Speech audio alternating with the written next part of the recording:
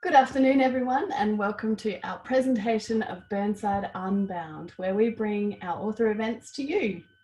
Today, we are excited to chat with debut author, among other things, Danielle Binks. Welcome, Danielle. Hi, thank you so much for having me. You're welcome. Now, big thank you to our attendees zooming into our conversation with Danielle this afternoon. A huge welcome to everyone out there. I think we've got a few teachers and I know we've got a few students there, so I hope you enjoy this talk this afternoon. If you'd like me to ask Danielle any questions on your behalf, please use the Q&A button at the bottom of your screen and type in your question. And I will ask Danielle your questions during the webinar.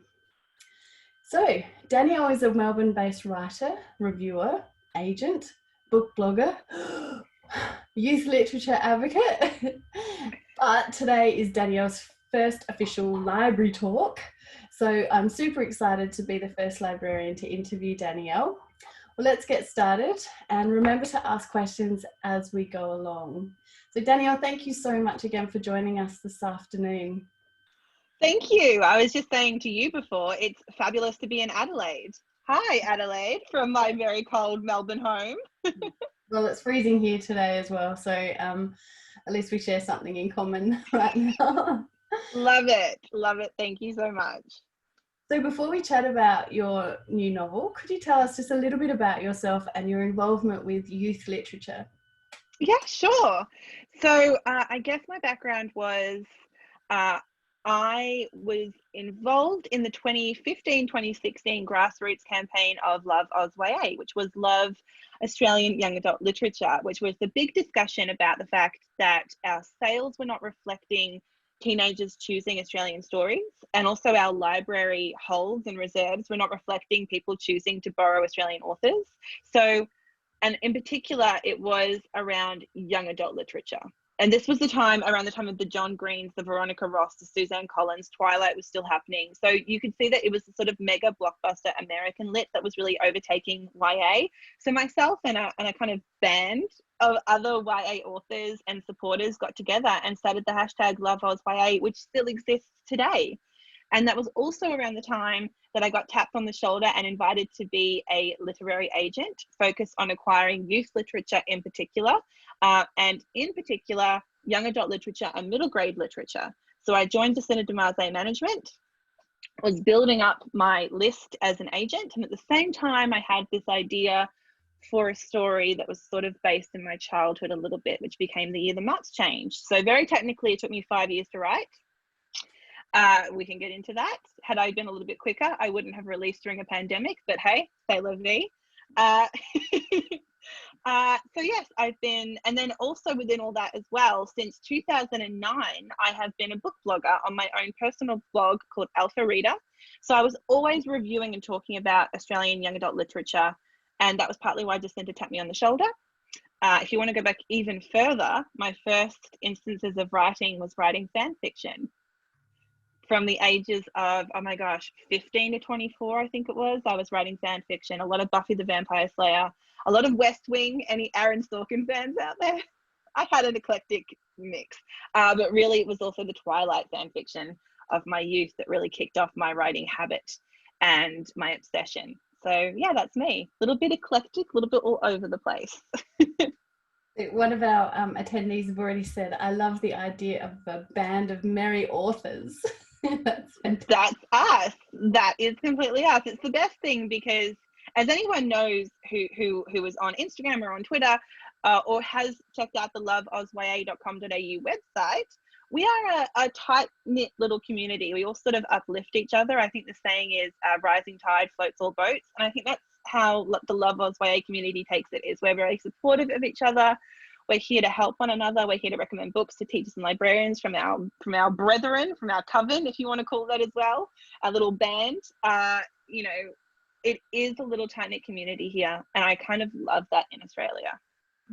And would you say that you also network with South Australian authors?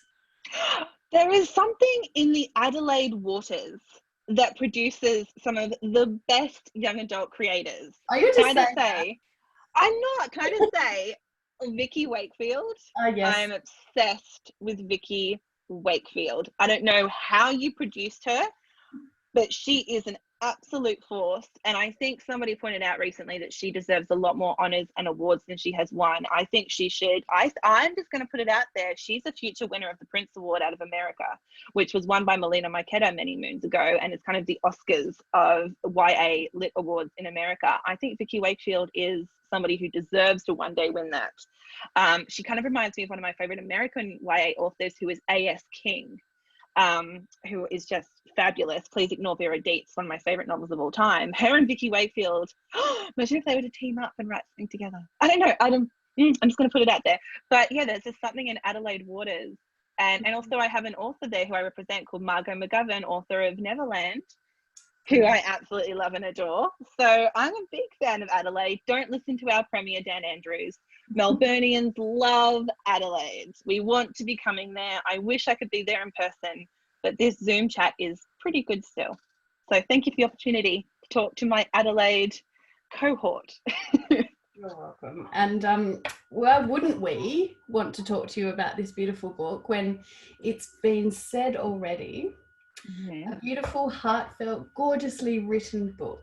Debut author Danielle Binks is an incredible talent, and the world is a better place for having her wonderful story in it.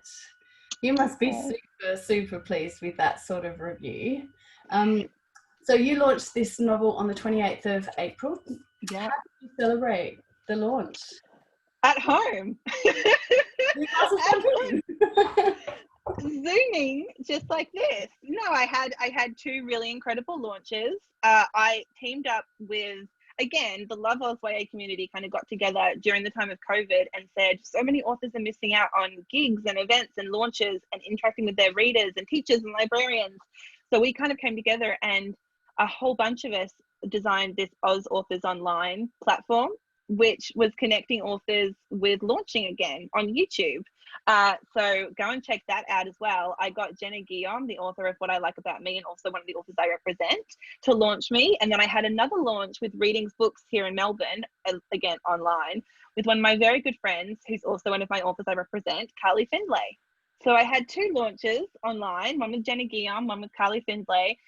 They were both fabulous. It was really fun, but it was during the pretty scary time of COVID where none of us knew what was going to happen next. So it felt like absolutely the right decision to cancel everything that was going to be live. And I was meant to be in Queensland and New South Wales. So it would have been a really fun launch stuff. But I've got to say, one of the upsides of Zoom and, having to go everything online is people who couldn't have attended my launches in Melbourne could attend like this, which is kind of great. And I hope that we keep in mind the accessibility portion of these sort of events. And remember that not everyone can get out at 6 o'clock on a Wednesday night into the city for a launch. It's a struggle for some people with transportation and just access as well. So this has been kind of a nice reminder that we need to make these events more accessible. And we are such a great little community of readers and supporters of our youth literature. And it would just be great if we, once this time is past, in whatever form that takes, that we remember that we are a far-reaching community and we're not just in the satellite cities and the major cities. It would be nice to always be inclusive in these ways. So I hope that we keep parts of this in a post-COVID world. And I think libraries are definitely looking at ways to make that accessibility post-COVID and that there's choice between attending in real life or on Zoom. Yeah. I think libraries have always been accessible and have always tried to be as accessible as possible. And I think a lot of us have sort of just been taking the lead of libraries. What libraries have always done, we've all had to sort of instigate for COVID. So thank goodness for libraries. They really are safe havens. And I say that as someone who wrote about safe havens in the book. Libraries really are incredible spaces, so welcoming to everybody in all communities. They are vital, vital, vital. And that's been proven never more so than during COVID. So yay, libraries. Love them. We could talk about this for ages, but we probably should get back onto the main event.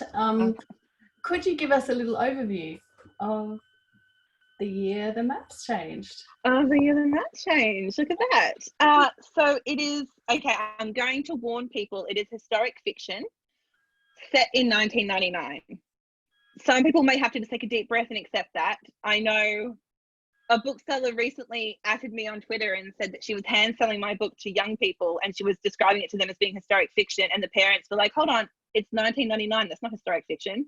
And she had to sort of say to the kids, it is. And the parents were a little bit gobsmacked, I think, at the realization that it was 21 years ago. I know, I had to come to this reality as I was writing the thing as well.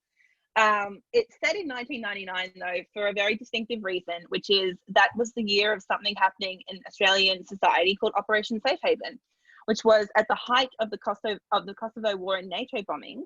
Australia instigated what would become our largest ever humanitarian exercise when we brought over to Australia roughly 4,000 Kosovar-Albanian refugees, and we housed them at various safe havens around the country, in 6 safe havens in 8 locations around Australia, I believe. In 8 havens and 6 locations around Australia. And yeah, it became our biggest ever humanitarian exercise under John Howard's government as well. So my book is actually a year in the life of my 11 going on 12-year-old protagonist, Fred. And she already has a lot of family stuff particular happening that is changing the landscape of her life. And then this event happening on the other side of the world sort of comes crashing into nearly by her back door. It's set on the Mornington Peninsula, and the safe haven location there is Point Nepean. So it is a year in the life of Fred as this major historic event unfolds. So it is historic fiction, but I did do the kind of responsible thing of not just setting it in the year in which I myself was 11 going on 12, just for the sake of it, even though I did include references to Lip Smackers and Heath Ledger. 10 Things I Hate About You is in here.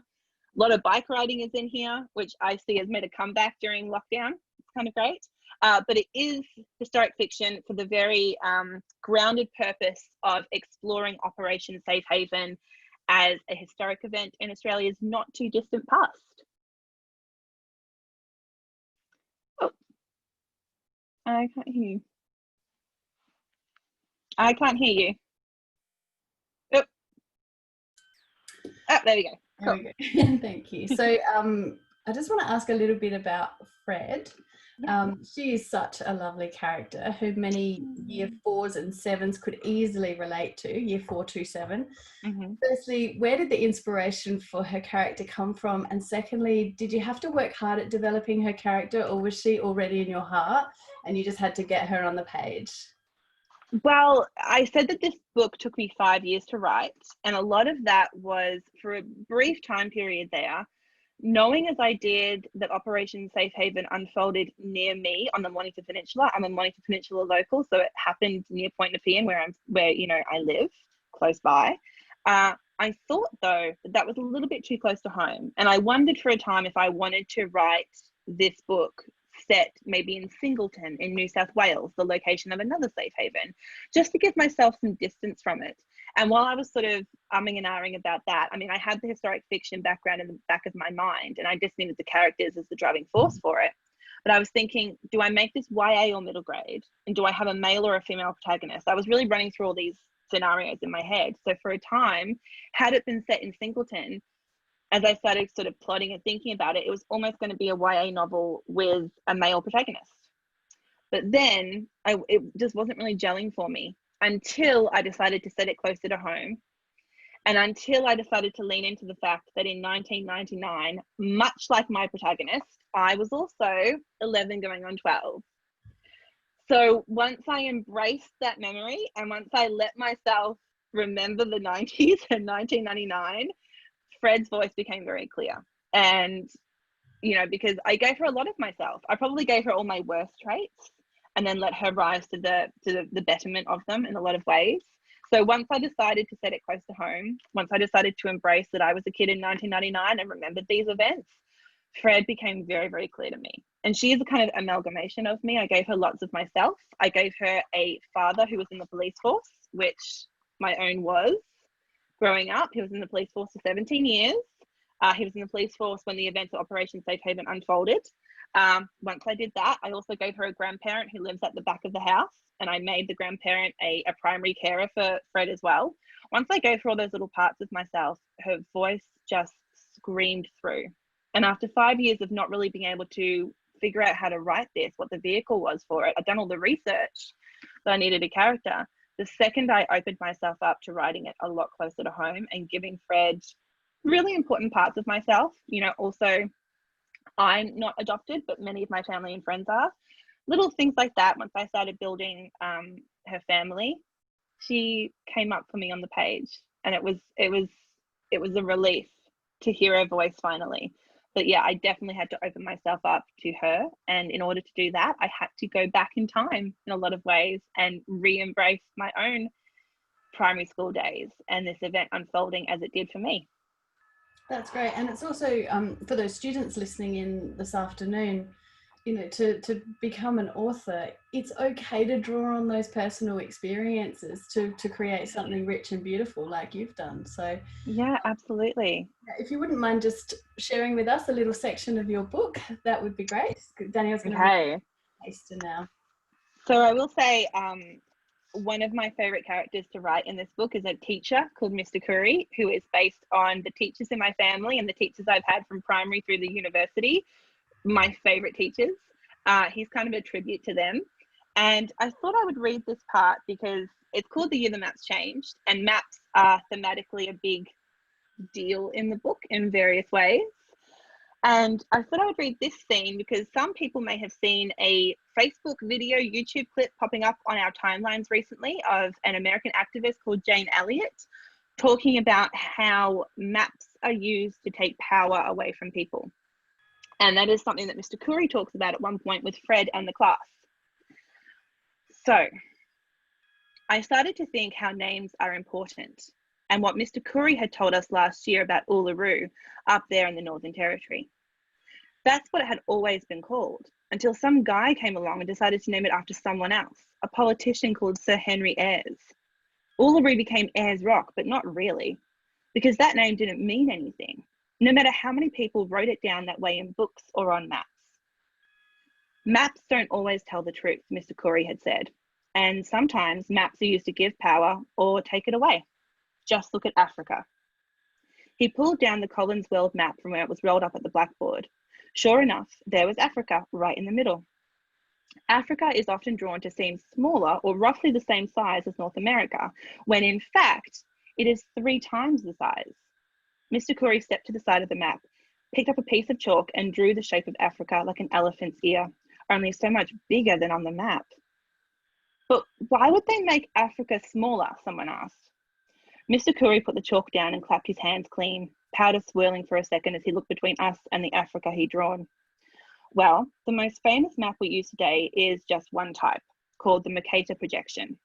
It was the standard projection for easy navigation, but was also made during an era when certain empires tried to hoard all their power and to take it away from other nations. So it suited them to make Africa seem smaller than North America. So why do we learn it then, sir? Aidan asked, screwing up his nose. If they're all wrong like that. A very good question, Mr. Macmillan. Mr. Curry rolled the map back up, but he didn't answer Aidan's question. The bell rang and everyone bolted for lunch, except for me. I hung back for a bit. Why, sir? Mr. Curry shrugged. What can I say, Winifred? Sometimes maps are used to take power away from people, along with their land and language, and sometimes they help to change history or erase it. That doesn't seem fair, I said. No, it doesn't.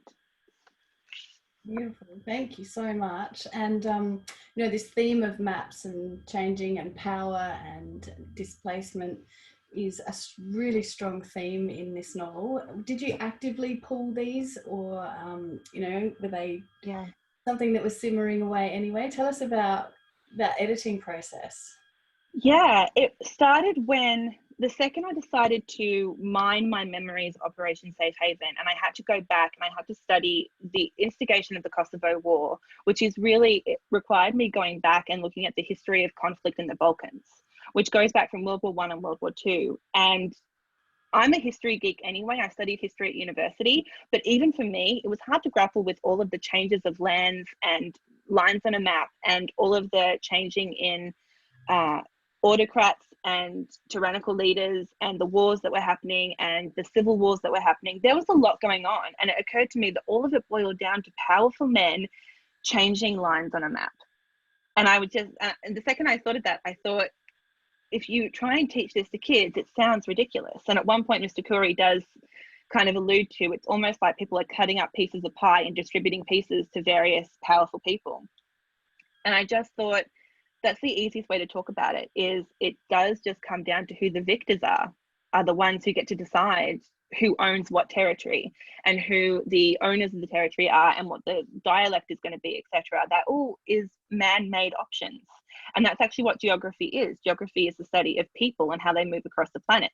We think that it's just a study of sort of rocks and flags and national anthems and all this sort of stuff, but really it's people who change the maps.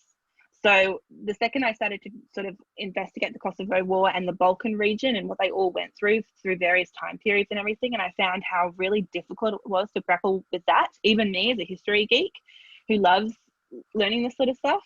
The second I tried to encapsulate that for younger readers, I thought this is the way to do it. It's to lean into the sort of ridiculousness, the sad ridiculousness of power plays of maps and mapping. And then that led me into the sort of history of geography and what it really means, and the fact that a lot of what our modern understanding of geography was dictated by Catholic nations and Catholic regions and leaders and world leaders and Catholic leaders going back, eons. So once I started doing that, I could sort of fill the book with a lot of intrigue and a lot of factoids. And I really enjoyed doing that. But I also thought it was important to show kids, this is the way the world is made.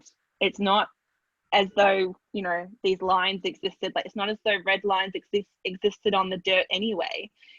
Maps are man-made. It's people who make these decisions. It's people who choose to name things not after what Indigenous or First Nations people did, but, bring in their own autocratic leaders in a lot of ways. So that was where it stemmed from. There's this beautiful quote by Mr. Curry when he says, and here's the thing, we don't rely on maps to tell us where we've been, because where we live has such an impact on who we are and who we will be, that it may well be the thing that defines us more than any other. So yes, there's been that history, but then there's also this moving forward, and that's where Red comes into it, and how she acts within the story defines who she will be and this community. So also because she's meeting somebody who is displaced from their country because of a war that's being fought that has nothing to do with her. This character of Nora comes into it, who is this pregnant refugee woman, and she's really been ousted from her country because of conflict. She's running for her life when she comes over as part of Operation Safe Haven and is placed at Point Nepean. So she's somebody who feels the negative impact of these kind of power plays happening somewhere else that she has no control over. People who are deciding who can and can't live within her nation's borders and where those borders are going to be placed. And I think the Kosovo War is one thing, but this, I think, will be relatable to any kids who are trying to understand any war, be it World War I, World War II, Vietnam, current conflicts, Iraq and Afghanistan, anything.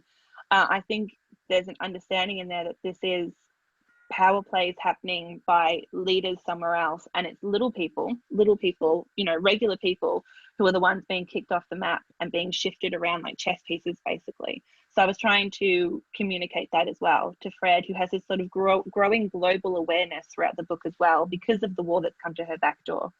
So yeah, but I also got to be a bit of a geography geek in imparting a lot of this. So I don't know how many people know about, the distortions of maps and the fact that Africa is bigger than North America, but because, for a time we couldn't have Africa looking like it was a bigger nation than the most powerful nation on earth, So all of this stuff comes into play and is really fascinating. And I hope kids go off and learn more about it once I've sort of laid the breadcrumbs down, hopefully. Yeah, absolutely. And you've obviously done a lot of research on this topic. Can you tell us a little bit about that process and what lengths you went to accurately represent this time in history? So, like I said, it was drawing on my memories initially, but memories are not enough. You have to back it up with actual research if you're going to write historic fiction. And again, being that I'm such a history geek, I wanted to do this time period right. I wanted to get this right. One of the things that I did that really helped me was I went to a library. I travelled all the way to Singleton in New South Wales, a fantastic public library. They were one of the locations of the safe havens, and they had kept meticulous records of all the newspapers that were printed then. And they even did things like Singleton printed their local newspaper, and they actually hired a Kosovar-Albanian reporter and photographer to contribute to the newspaper at the time as well. And they would actually do things like print the newspaper one side in English, one side in Albanian. So they kept all these wonderful records, and they were a community that really embraced the refugees who came over. So they kept all these wonderful records. They had all these wonderful photographs. And one of the librarians, who I thank in the acknowledgements of the book, took me through their archives and let me meticulously document them and sort of hoard them for my research. And it was absolutely incredible. And that was particularly helpful because I was writing about this from Fred's perspective as one of the community members who is seeing this sort of conflict come to her back door, or those who were affected by the conflict. So it was really great to get the Singleton Library's perspective of that from all of their collections and archives, and they had kept them meticulously. And I could even I interviewed a few of the librarians at that time, because they had actually been volunteers at the Safe Haven, providing books to the kids and everything like that. So it was absolutely incredible. But then, yes, a lot of it, like I said, was research from my history brain, trying to grapple with the history of the NATO bombings and the Kosovo War as well. So yeah, there was quite a lot of research that went into it. I will say, though, that the 5 years that took me to write it, not all of that 5 years was research. Probably a lot of it was procrastination. A lot of it, most likely. A lot of it was me thinking, this is such a big story to tell, and I want to get it right, and I want to do justice to this time period and this really big humanitarian event that kind of shaped the way Australia treats refugees and asylum seekers today. If you don't know, the current policy that we have for temporary asylum, that was created in response to the Kosovo War and Operation Safe Haven, and John Howard laying down this kind of new policy that they would only be here for a certain period of time. And we still have that policy to this day.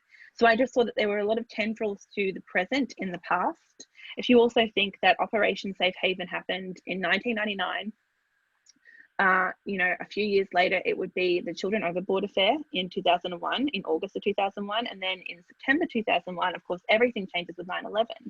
But I could really see kind of stepping stones from 1999 to now, how we treat asylum seekers and refugees, to think that Operation Safe Haven largely started because the public, the general public, really put pressure on the government to help these people.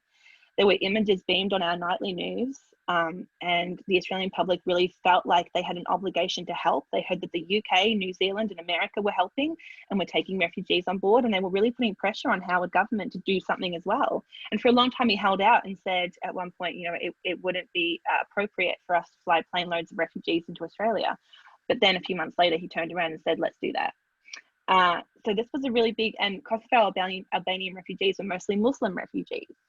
Was the other thing. So if you think that was how we treated them, the Australian public were calling for our government to help them then, compared to now, I just thought, let's unpack Operation Safe Haven and what happened, how it was us doing a little bit of good, but ultimately laying down the track work for where we are now, which is treating them pretty inhumanely and terribly.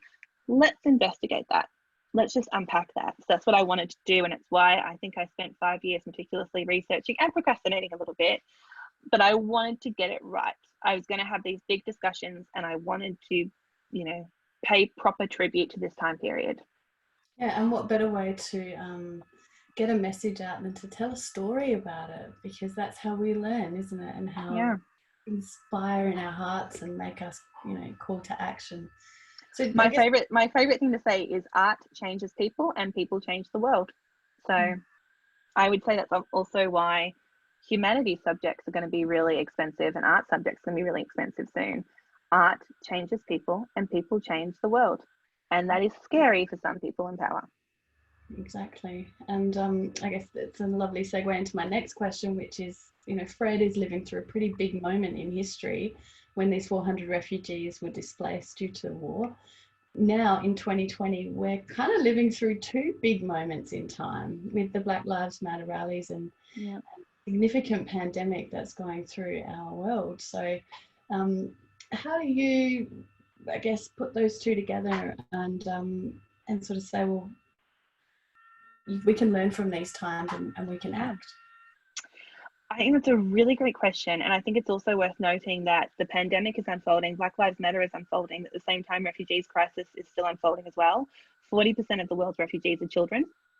And that is just it can't go on. We have to place these people. We have to take them on. The Australian government should be pressured to take on more refugees and asylum seekers. And anyone who is in limbo on our various detention centres should be brought to Australia and should be placed here. Absolutely. It is all interconnected, I think, in a lot of ways. And I think what I did, well, for starters, I think we have to look at our more recent history to understand how we got to where we are today, which is why I looked at 1999. I love historic fiction and I love historic fiction middle grade, but so much of historic fiction middle grade is based in World War I and World War II and tries to use those two time periods and events to explain how we got to where we are today. And I think there's also something to be said for looking at a lot more recent history. I think if you keep saying, oh, events that happened 100 years ago, almost like you put that out of your mind, and so we can't affect any change right now. Yeah. But we can. These events of Operation Safe Haven happened 21 years ago. We laid down a policy that Australia still has to this day that mistreats Australian asylum seekers and refugees and only gives them temporary asylum instead of placement in Australia. I think if we actually accept the fact that this happened only 21 years ago, it means that we can change things. It wasn't that long ago. We can still change the way that we treat refugees and asylum seekers to this day.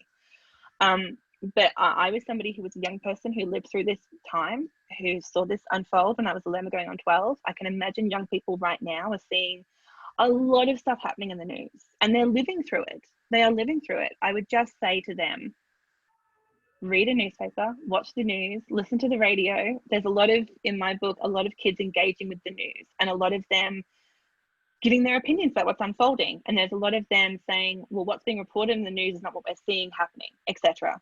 And I would just say, young people right now, you know, cut out those articles from newspapers, stick them into a book and remember them. Write down what you're feeling right now. Write down how it feels to see these marches happening, not just Black Lives Matter, but also if they're getting involved in the student strikes for climate, which I think are wonderful. All of these instances, you know, engaging with these events and really studying them and finding what's causing them. One, what's causing COVID, which is just, let's talk about the 1918 influenza pandemic and how we're now treating a new pandemic. Great. But the historic racism of Black Lives Matter, read up about that. When people say defund the police, read up about why they think that's a good idea and how that would work. Read up about this, embrace it, lean into it. The Year the Month Change is a book about curious kids and kids who are trying to understand their world and be global citizens. And I think I really wanted to do that to show kids that they are already. You are already a part of this community. You can already shape the way that your local community and your global community is going to look. You are a participant in this society. You may not be able to vote just yet, but you have opinions, you have a voice, you can do something. So that's all in the book as well. It's young people really trying to understand an event that is unfolding near them. And I hope any young readers look at what Fred did and what her friends did and think, well, I can do that as well. I want to know more about climate science. I want to know about why certain governments are denying that there is climate change. I want to know why our Prime Minister seems to think Australia doesn't have a history of slavery when we absolutely do. I want to investigate that. I want to lean into it.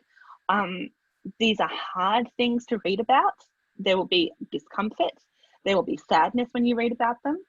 But there is more to be gained from being an informed global citizen and also someone who is informed about your own country as well. So I hope that I impart that sort of wisdom in the book. There is a lot in the book that reveres journalism, good journalism, and differentiates between opinion and facts. And I kind of wanted to impart that as well, seeing as I have a journalism degree background as well. It's really important to me that kids understand the importance of facts, especially when there is somebody in the White House in America who doesn't rely terribly on facts. I really wanted to impart all of this, but yeah, there's a lot happening in 2020, and I know it's overwhelming. But if any lessons of 1999, I mean, I think 1999 there was already a lot happening as well. We had the Millennium Bug was kind of bearing down on us. I don't write about this in the book, but the Clinton affair was unfolding. The impeachment trials were just wrapping up at the beginning of 1999. So it has this really weird mirror image to 2020 as well. That's not included in the book. I could not figure out how to write about that for young people, so I just didn't. And then also there were these various conflicts happening in 1999 as well. All of this was happening, and yet the young people in my book were still able to hone in and say, let's learn more. And I hope that's something that the kids who read this book take away from that message as well, of let's lean into this time period. Let's understand that we're frightened and we're trying to understand, but let's also work to understand this time and to embrace it and to learn from it. Yeah, thank you. There's a few characters that I want to ask you about in the book. But before I do, I just want to remind everybody, if you have a question for Danielle, please feel free to type that into the Q&A box at the bottom of your screen. So one of the characters that I really admire is Annika. She's very strong. This is Fred's stepmother. And on page 84, you've just written this beautiful thing that she says. And she's talking about her mum, Annika's mum. Mm-hmm. My mum used to say that you have two hands, one to help yourself and the other to help others. Though sometimes I wonder if the hand we use to help others moves a bit slower and with a bit less purpose than the one we use to help ourselves. So I just love that. Does that come from something that you've heard before? I mean, it's almost a metaphor, but I think it's just really beautiful when we're seeing all of this stuff happen in history around us. Mm. It's a real call to stand up, and do something. Yeah. Well, I wanted to write, there's a lot that happens in the book for Fred and her family. They go through a lot of grief. And then the Operation Safe Haven happens and the refugees come. And I kind of wanted to write that based on that sentiment of Annika's mother, which is sort of based on a sentiment of my own grandmother, who I dedicated the book to. This idea that there is no perfect time to help somebody. There is no perfect time where you can set aside your own worries and your own woes and your own grief and say, well, now somebody else can have my time and attention and I will help them. That time will never come. There's going to be conflicts. There's always going to be a tricky time to help others. It's just going to be the case. Your life will never be put on hold to help somebody else. You just have to help somebody else because it's the right thing to do. And that's what Fred and her family have to come to realize, is they're going through their own grief and their own woes and their own changes. But then at the same time, this bigger conflict comes to their back door and they have to help those people. So I really wanted to teach, often an argument with asylum seekers and refugees and not helping them is somebody will bring up, well, what about Australian homelessness? As though those two things are connected. And if you help one, you can't help the other. So I kind of wanted to confront one of those arguments, which is an argument often thrown around quite negligibly, to say why we shouldn't help refugees and asylum seekers. What about our own back door? What about our own messes over here? And it's like, they will still be there. They can still be addressed as well. That doesn't mean that you don't help somebody else because you're too busy looking after your own backyard. It's also that thing of, if your neighbour's house is on fire, you do not haggle over the price of a hose. If there is a war unfolding, if there is 40% of refugees are children, you do not haggle over the price of a hose. You just help them. So I really wanted to impart that message. And it is a call to arms. Mm. It is something that I'm very passionate about, but it's also something that I was raised with, this idea that you help people. If you can, you help people. So yeah, that the two hands, one to help others and one to help yourself, it kind of also, it does stem from that other metaphor of, if your neighbour's house is on fire, you do not haggle over the price of a hose. It's also something that I was taught at the dinner table, and it's something that I was taught because I had parents and grandparents who watched the nightly news and constantly encouraged me to engage with stories that were unfolding near me, close to home, but also overseas. And it's also because I was someone who was encouraged to be a student of history, to learn about the events that my grandparents went through, various conflicts, of course, World War II. So that is something very, very dear to me. And I'm so glad that you like that quote as well. I think that was Annika sharing quite a bit of wisdom. I love Annika. Yeah. I can see some questions on the Q&A.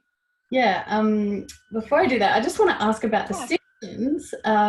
Is that true that they're actually popular in Kosovo-Albania at the time? Or is that something author, permission to chuck something like that in there? So.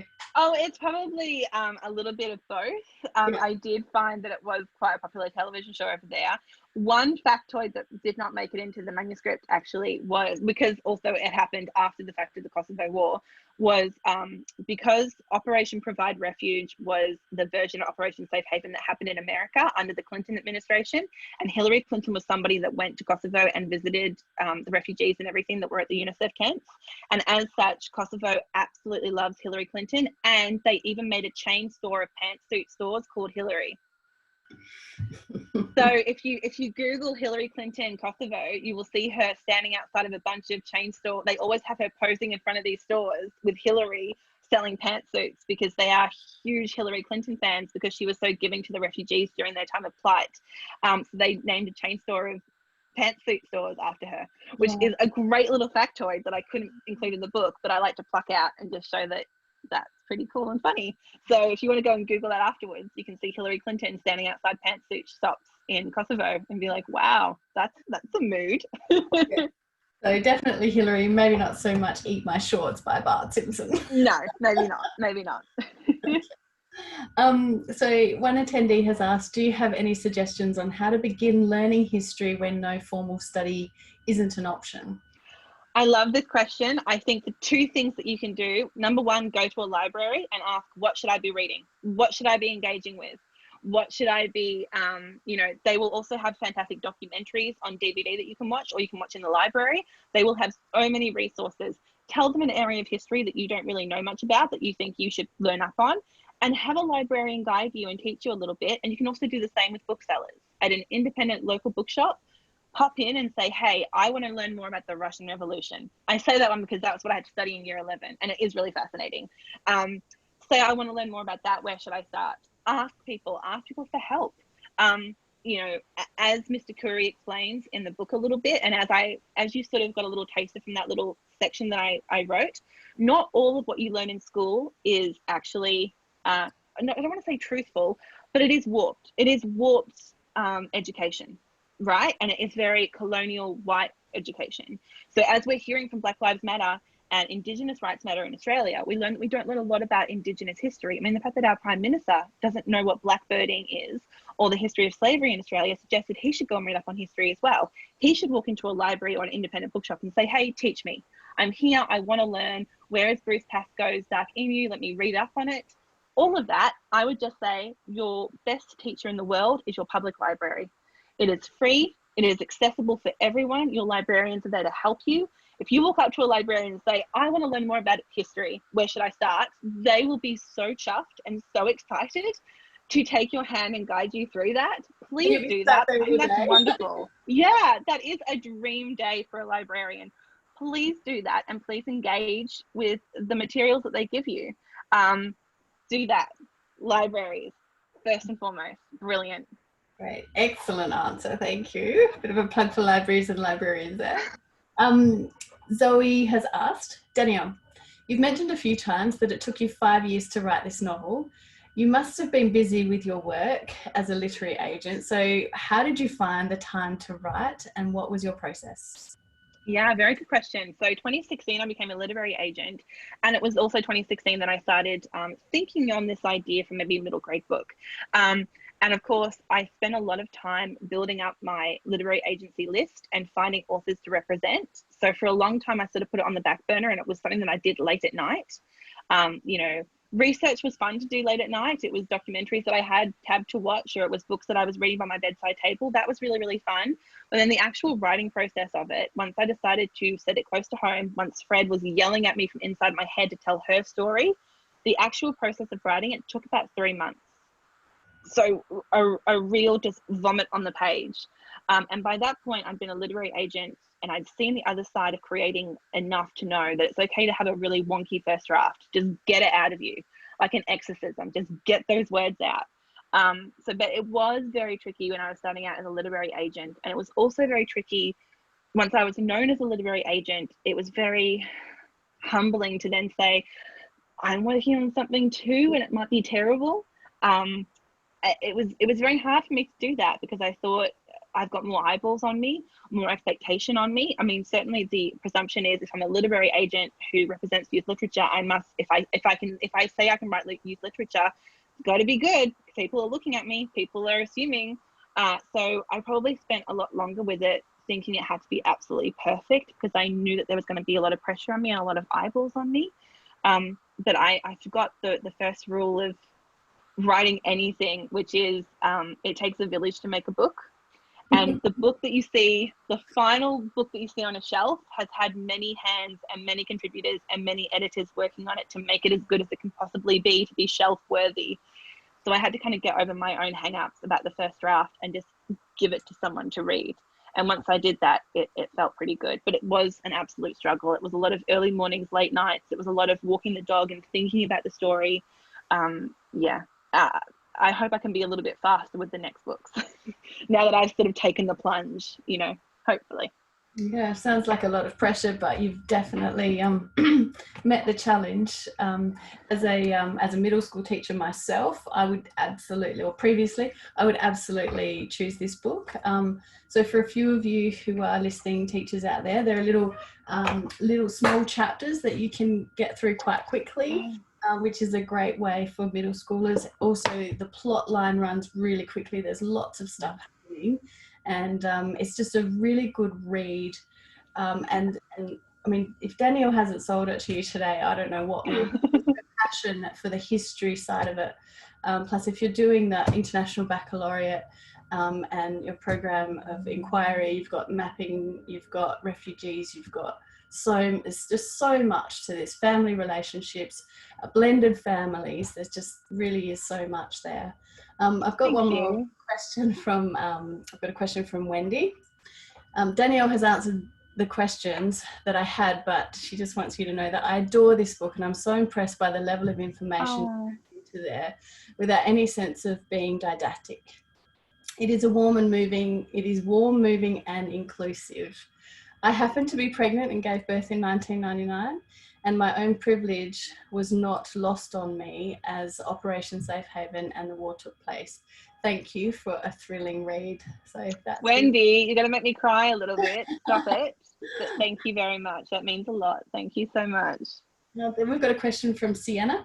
What inspired you to become a literary agent? Have you always loved books, even at primary school? Really good question. And interestingly enough, I didn't know that I could even be a literary agent. I didn't study it at high school. I studied communications with a major in journalism. And then I went off to RMIT and I did professional writing and editing, thinking I would just be an editor or a books publicist.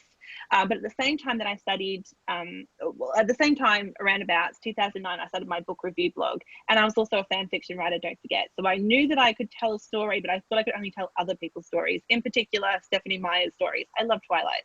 And then I started doing professional writing and editing. And one component of being in the professional writing and editing class was you have to write short stories of your own short story work so that you could then give it to a partner to edit. Well, I started getting into short story writing and I actually started submitting my short stories to places and I actually started winning or being shortlisted for awards. And that sort of pumped me up a little bit that my own writing was getting recognized, not just my writing in Stephanie Meyer's voice, even though I love Stephanie Meyer, cannot wait for Edward's book, yay. So that was really great. And then at the same time, I got really into reading again in a really big way. When I was in high school, my reading kind of dropped off because I was doing a lot of prescribed reading and I was reading really kind of pretentiously, a lot of Leo Tolstoy or attempts to read Anna Karenina because I thought that was what, deep teenagers did was they read Anna Karenina. Haven't ever gotten through it. Can't do it. I mean, neither. Yeah. I'll just say that I have, but you all know the truth. But then Twilight unlocked something in me, and it wasn't just that it got me writing fan fiction, it got me reading YA again in like a really voracious way. So I went off and I created my book review blog. And my book review blog, I also found that I missed reading YA books of Australia. Melina Marchetta is one of my favorite authors of all time. I was, still reading her books and loving her books, and I wanted to read more Australian YA.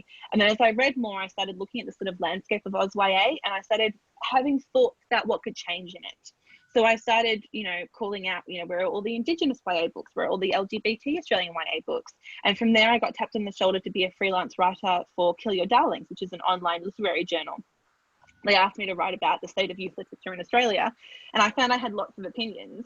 And I did that for maybe 2 or 3 years, to the point that in 2016, I got tapped on the shoulder at the Wheeler Centre in Melbourne, and it was Jacinta who said, I recognise your curly hair and I read your pieces about Australian YA. And she happened to be a literary agent who was looking for somebody to help her bump up her YA list.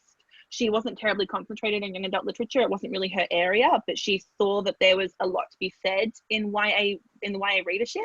And she wanted someone who was knowledgeable about it to help her find good talent.